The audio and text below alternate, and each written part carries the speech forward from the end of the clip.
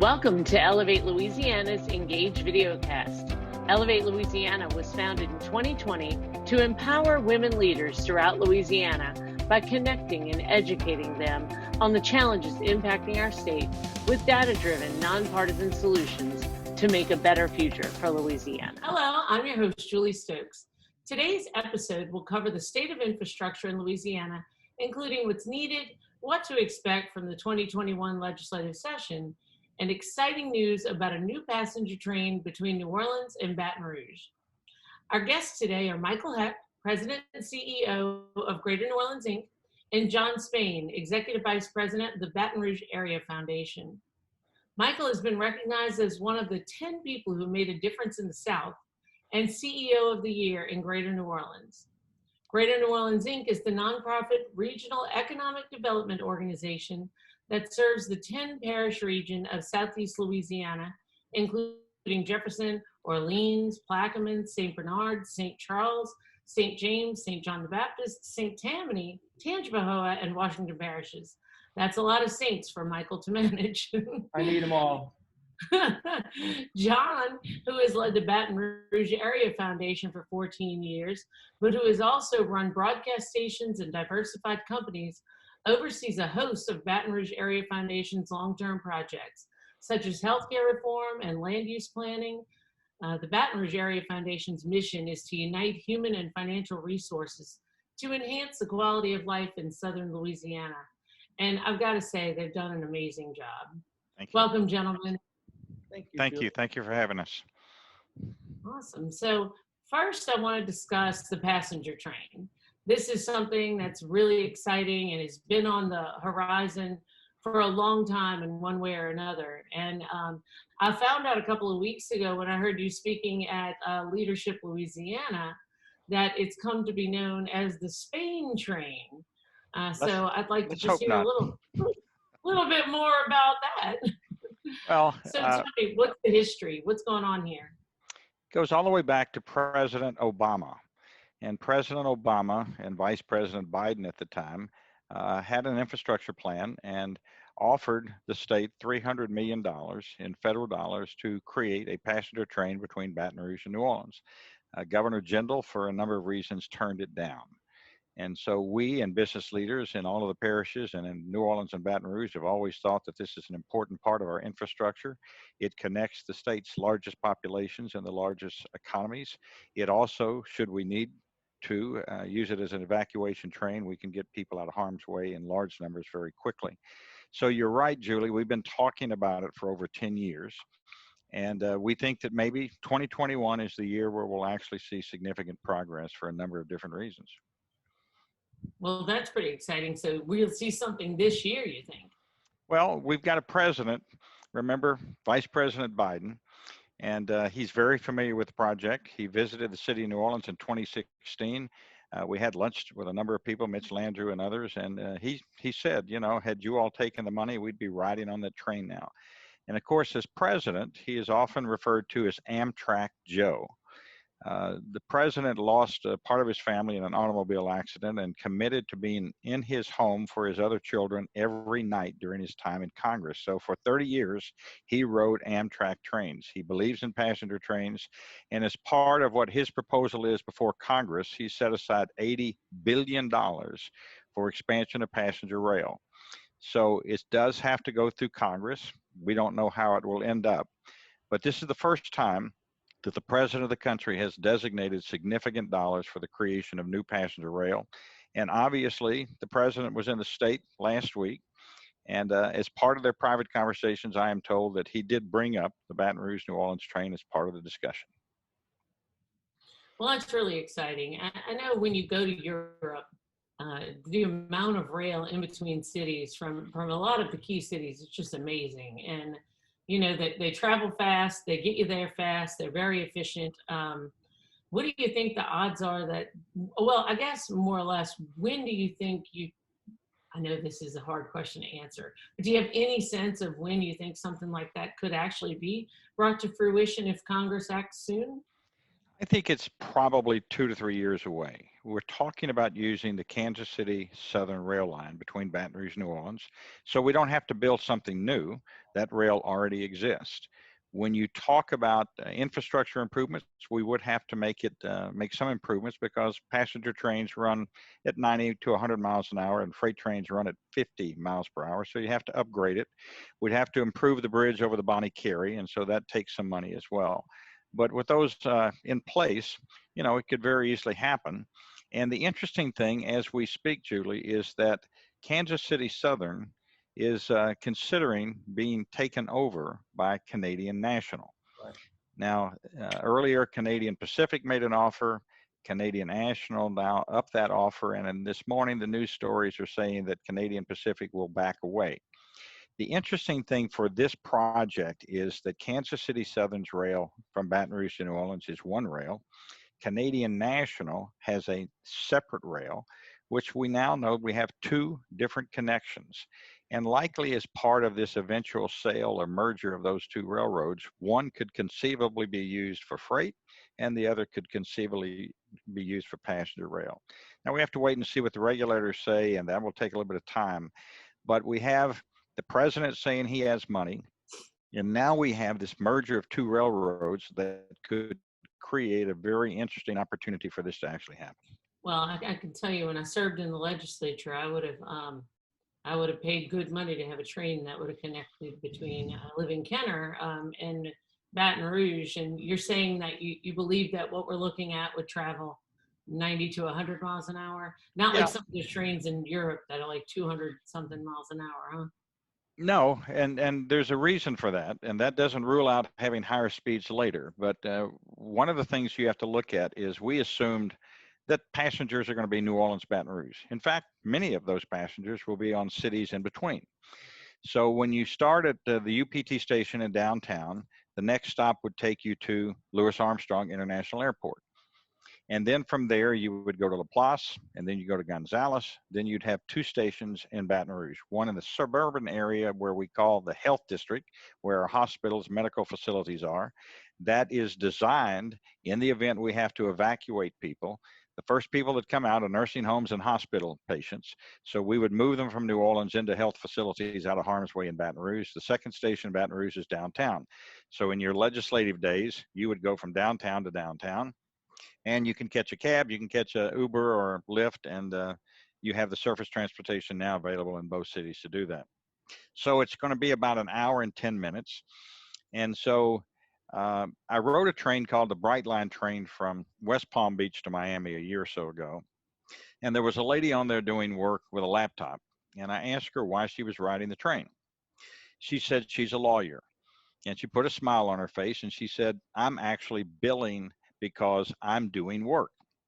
And she said, I could be driving and I don't want to deal with the traffic. And I obviously couldn't be doing work.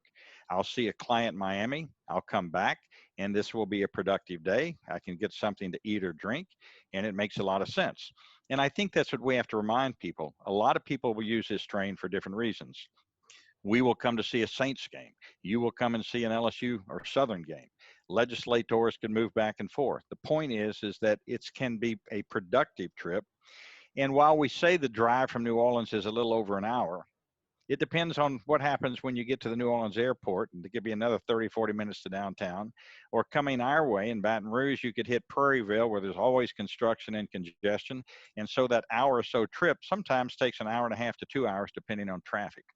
So the train would be fast, it would be dependable. You could eat and drink on it. It'll have Wi-Fi, so it'll be a productive and comfortable trip. Yeah, and I know as a girl who might work a little too much, I would really relish being able to work instead of just driving. So I always save all my phone calls, right? I save all my phone calls for the drive, but really working on the computer would be amazing. Really, you'd be able to do your two favorite things, work and have a gin and tonic. I mean, I like it. It's like nirvana.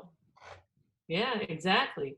So, yeah, Michael, one of the things I know that, and I guess John as well, one of the things that's been, talked about for the last several years is that if you took the footprint, I think, of Houston and you laid it over Baton Rouge and New Orleans, it would be one metropolitan area. I know that GNO Inc. has a committee called the SOLA, is that right? The Southern Louisiana, and probably Region Committee. That's right. yeah. So tell me a little bit about if that group, does that group have any impact when it comes to talking about this train and helping lead that?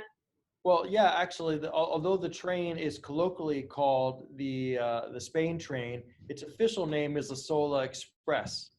And for this group, which includes all of the parishes in New Orleans, Baton Rouge, actually, as well as the Bayou region, this has really been our number one project for a number of years, because we feel that it would not only physically connect our parishes and allow for a lot of development in the places in between the anchor cities like Laplace, for example, but we also think that symbolically it would be very important to help bring us further together, to allow us to compete against places like Houston and Atlanta that just self-identify on a much larger basis. So this has political support of all of the members of the Super Region Committee, including the mayor president from Baton Rouge and the mayor of New Orleans and the parish presidents in between.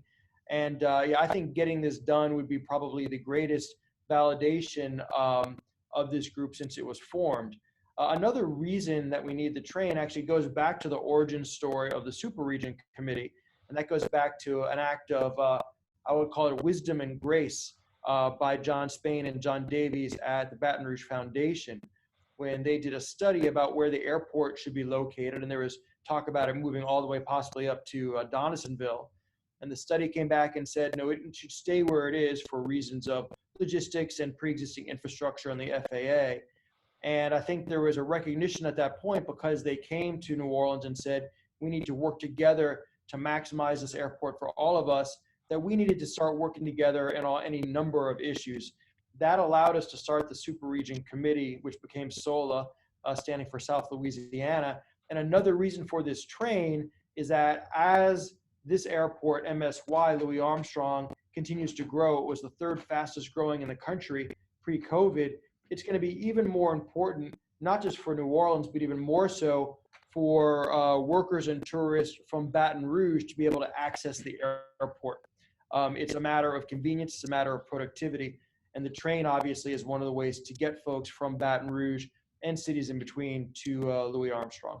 So Julie, the Baton Rouge Airport, which enjoys really good commercial air traffic, people use it, but their own study a couple of years ago said that people in the capital region, 60% of the flying public in the capital region now use Louis Armstrong.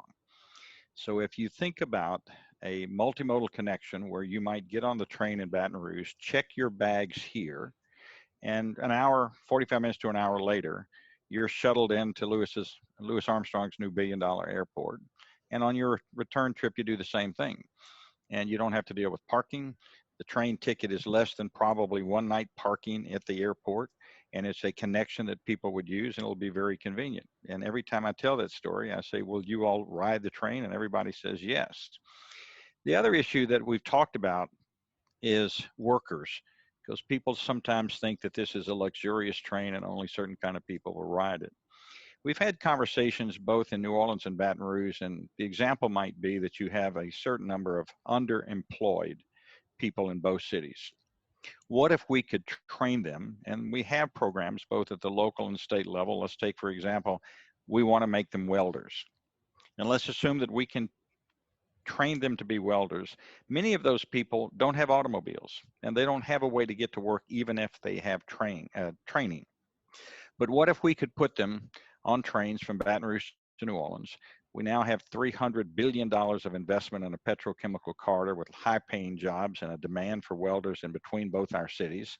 Find a central point, let them get off, have a shuttle that will take them to work in those companies and take them back to the train in the afternoon. And we could provide very easily the opportunity for people who otherwise don't have transportation to get to jobs in between our two cities. And that's just one example of how this thing might be used. And the federal government allows companies to get a tax break for providing tickets to ride on this train. So we can think of the train as doing lots of different things. It is going to connect both cities, but it's also going to be a vehicle for all those communities in between those two cities to either get to the metropolitan areas or to get to some of those jobs that exist between our two cities that are high-paying jobs with benefits. So what I'm hearing is just how exciting it is from an economic development perspective that far surpasses us all having the opportunity to get a ride home, a designated driver from a Saints game or from an LSU Tiger game. It really just sounds like it's going to be a great catalyst for our area. Yep, I think so. I agree with that. So apart from the train, now what's been going on with infrastructure funding? I know that there was a lot of proposals at the beginning of this legislative session, and it just seems like everybody was committed to one way and everything's turned around and everything's on end. So what's it look like is happening right now in terms of infrastructure funding? Well, you know, when this started out, Representative Jack McFarland, who's a legislator from the North, who's a business person, he's in the timber industry, had a very credible proposal for a gas tax, which we haven't had since the mid-'80s, wasn't indexed to inflation, and is getting devalued by fuel efficiency and electric cars. And we thought it had real momentum. And frankly, that was until the administration started coming out with what now amounts to about $6 trillion of potential plans, much of which can go towards infrastructure. And, you know, I don't think it's been said exactly this way, but it seems pretty clear that that took a lot of the political pressure off getting this done because so much is coming down the pike from DC, you know, and it'll be over many, many years because we can't digest that money that quickly. So that proposal has been shelved. We know that we're going to get in Louisiana billions of dollars for infrastructure, whether through the American Rescue Plan, through the American Jobs Plan, through appropriations. We know that Congressman Graves is working very hard to get funding for the bridge in Baton Rouge. And so that's how a bulk of that money is going to come. But now there are a number of other proposals that are floating out there that would dedicate some amount of money to infrastructure going forward, including one that I think has some potential of getting done, which would take some of the sales tax, which was added in order to make up from the previous deficit that Governor Edwards inherited, and going forward, extend it but dedicate it to the Transportation Trust Fund. And that's still unsettled, but I think there's some potential for that happening. Where's that in the process right now? Do you happen to know? Because I really do not right now. Yeah, no, I mean, there are a few different proposals, and they're all various places, you know, in committee or on the floor, but none of them have been passed yet by both chambers. Yeah, well, you know, it kind of felt like we were going to get that money from the American Rescue Plan. And then I think I just read a day or two ago that the administration said, the federal administration said that we weren't going to be able to use that American Rescue Plan for infrastructure. And I think the governor had put in $400 million toward infrastructure projects. Yeah, no, there's a nuance there. So the answer is that we're going to be able to use it, and here's why. There's 4 potential uses of ARPA money. One of them is for sewer and water infrastructure. That's good news for New Orleans that wants to use some of that money for the power facility for the sewer and water plant. But the third provision is that you can use it to make up for financial losses caused by COVID. And we know that as a state, we probably have at least $500 million of that. Those funds can then be used potentially for something like infrastructure, because within that category of losses, you can really use it, I think, for pretty much anything. Is that your understanding, John? Yes, it is. And I think one of the things, just to connect this conversation with our earlier conversation, is in that $400 million that Governor Edwards talked about, is to their credit, they parked $20 million as a potential state match, should that be necessary for federal rail dollars that come down to look at this project. So we don't know whether those will be 100% to the states, but generally, as you know, it's an 80-20 or a 90-10. And so to the credit of Secretary Wilson and Governor Edwards, they parked 20 million of that 400 in case there has to be a local match. We don't know that yet, but they have set aside that amount of money should we need it for a local match on future, that other 88 billion in rail that's in another pot of money. If we need a match, we at least have 20 million available to us. That's really good to hear. I mean, and I wonder about the infrastructure package that the president is, hoping to get through. That'll be a substantially, an enormous amount of money potentially. What are we hearing about that, like in terms of, the ability to get that through? Do we have any idea how much Louisiana might get or anything at this point? Well, so first you got to go back to the total amount of that package, which I believe is 2.3 trillion at the total amount. And about a quarter of that is what you would kind of consider traditional infrastructure, about 600 billion or so. My guess is the way this is going to end up playing out is that traditional infrastructure slice is going to get cleaved off and is going to get passed on a bipartisan basis, because I think that there is some pressure on both sides to get something done. And then I think the Democrats are going to try to push through a substantial portion of the rest of that money, and that'll go through under reconciliation. If they can bring along Manchin and Sinema and actually, keep their very slim majority, or the 50+1 in the Senate, I think that's a possible way. And then, if you look at how we've gotten previous monies, typically I think, and y'all can confirm this, Louisiana gets about 1.4% of total federal dollars because of our population. That's how the money that we got, the 3.6 billion out of ARPA, was calculated. And so I would imagine that we'd get roughly 1.5% of whatever comes out of the feds. Although, look, we're well positioned. I mean, having Cedric Richmond, right there in the White House is very good for us.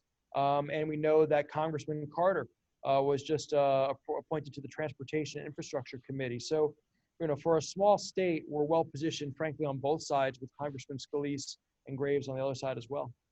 Exactly. And so that 500 billion that you've talked about is also the same amount the Republicans are talking about in an alternative to that. And they've been having those conversations with the White House. So those numbers from both sides, when you pull away and just focus on the traditional infrastructure, are very similar from both the Democratic and Republican side. I was reaching for my 10 key to go figure out what 1.4% of that is. But we had a power surge, as many people that are watching this might have noticed, that things changed all of a sudden. And we had a power surge out here in Kenner, and I completely lost electricity along with 3,000 other people. I hope that because we're so well positioned, that it's possible that we can maybe rate a little higher. I know how that is, because national perspective, they have to do what's right by every state. But we really have a lot of infrastructure problems here in Louisiana. It's really something that we've been really needing to deal with for a very long time. Our gas tax hasn't changed since, what was it, Michael, 1986? 84, I believe. 4, 6, yeah. Yeah.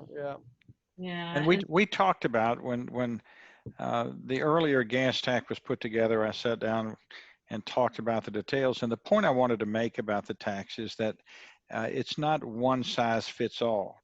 When you talk about the needs in North Louisiana, which are legitimate, they're highways, they're bridges. When you talk about connecting Baton Rouge to New Orleans, the cost of adding lanes over the Bonnie Carey and Lake Pontchartrain are hundreds of millions of dollars. And I-10 is congested. And so the solutions for Baton Rouge and New Orleans are not the same as Winfield or Monroe. The Kansas City line that we're talking about running this train on is in existence today. It needs some updates. It has to be improved for higher speed trains, as we talked about, but it's going to be much more cost effective than having to add additional lanes to I-10. And frankly, if you have to go back and go through an environmental impact and all of those other issues, we can put a train together and have people riding it long before you could add additional lanes, and the cost will be much less. I would say that the key to it being successful once it's built and in place is that normal people can just go onto an app, get their ticket, walk onto the train. Like easy parking, walk onto the train, scan maybe a QR code on your phone, and that's your ticket. It's going to be very simple. When you look at the smaller towns in between, there may simply be a kiosk, and you walk up to the kiosk and buy a ticket. It's going to be that simple. Yeah. I think that'll be. I just did the math for us, because $1 trillion is hard to get my head around. But we're talking about roughly $30 billion for Louisiana, or more than 1 year's budget. That could be enormous. I mean, that would be life-changing for the state. It will. Really life-changing. So I remember a couple of years ago when we had the deficit and the Trump tax cuts caused Louisiana taxes to increase. And I said, well, there goes the federal government saving us again. Yeah. Well, it looks like we're about to see some more of that, perhaps.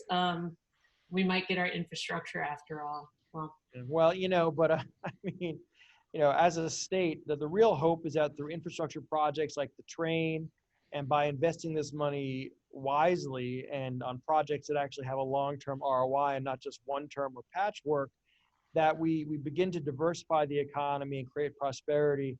Because the reality is that, look, I came back to Louisiana after Katrina, and since that time, whether it's Katrina or it's BP or it's this now, we've been on to some degree a relief and then redistribute economic model. And, that disaster as development is not a great strategy over the long haul. So I hope that we can leverage this, and so we can get into a slightly lower key, more sustainable model of economic development and funding important projects. Well, think about people who look at Louisiana historically. If they woke up and said, we just had a passenger train built between Baton Rouge and New Orleans, people would be stunned that Louisiana did that. If we had the train continue to Shreveport, we have two different parts of this state with very different cultures, different economies, but the ability to have an efficient way of moving people and goods between Shreveport and New Orleans is another kind of wow factor. No one is going to expect the state of Louisiana to do that. To say that you can get on a train in Monroe and go to Dallas or go to Atlanta, no one's ever talked about those things. And because we're small, these big projects that Texas is doing or Georgia is doing, if we can leverage their ability to want to go from Dallas to Atlanta, we're the beneficiary in between, and we need to maximize that. And we need to allow people who don't have other modes of transportation to have trains that can move people quickly from place to place and from jobs to jobs. And this is our moment in time, as we've said a couple of times in this interview, and we're very close to seeing from the federal government, from the White House, this administration, what that package actually looks like. And politically, as we've said a couple of times, we've got a Democratic governor, Democratic mayors, and Cedric in the White House. Politically, which is always a part of these conversations, we're probably better positioned in many ways than we ever have been. Well, that's exciting because honestly, I could see a future where within Louisiana, we're connected by a rail that comes out of this, kind of the fruit of this process. And then if you look at what could be done federally to connect major cities, I mean, like I said earlier, when you go to Europe and you see how easy it is to traverse from city to city, and some really fast trains in between us and Houston and Dallas and Atlanta, I mean, could really change what it means to be an American in a lot of ways. It does, and this country's behind, but there've been polls in Houston to talk about where would they like to connect by train, and their number one destination the last time I saw it was New Orleans. Yeah. Okay, think about the idea that when we restore east of New Orleans, we went to Jacksonville before, but part of what we're looking at is connecting New Orleans to Orlando, two of America's great tourist cities. Can you imagine what that means? Mm-hmm. And then you start talking about Dallas, and we've met several years ago with the Metropolitan Planning Organization in Dallas. As you know, Texas is connecting all their major cities by high-speed rail. When that's done inside the lines of that state, we said, where would you like to go next? And Dallas's planning team said, we want high-speed train to Chicago and Atlanta. If Dallas wants to go to Atlanta, then Monroe gets ultimately high-speed train. Right. We're going to start a little slower, but high-speed train, and people can move into those metro areas for shopping, for vacation. It'll bring more investment into Louisiana. That's the plan. Yeah. Well, it really is exciting, and it feels like it's potential that we're on the cusp of some really big things happening. And I just hope that if it passes and we get all of that money, because $30 billion would be a lot, that we do make those wise decisions and think, for the future and not for the past. So I really appreciate you guys. That's about all the time we have for today. Thanks for tolerating me through losing electricity. I'd really like to thank our guests, Michael Hecht and John Spain. If you're interested in joining Ellevate Louisiana, visit our website at ellevatela.org. That's ELLEVATELA.org. And don't forget to like Ellevate Louisiana on all your social media platforms. And please share this video cast on your page if you found it interesting. I'm your host, Julie Stokes, and we'll see you next time. Thank you. Thank you so much, Julie. Thank you.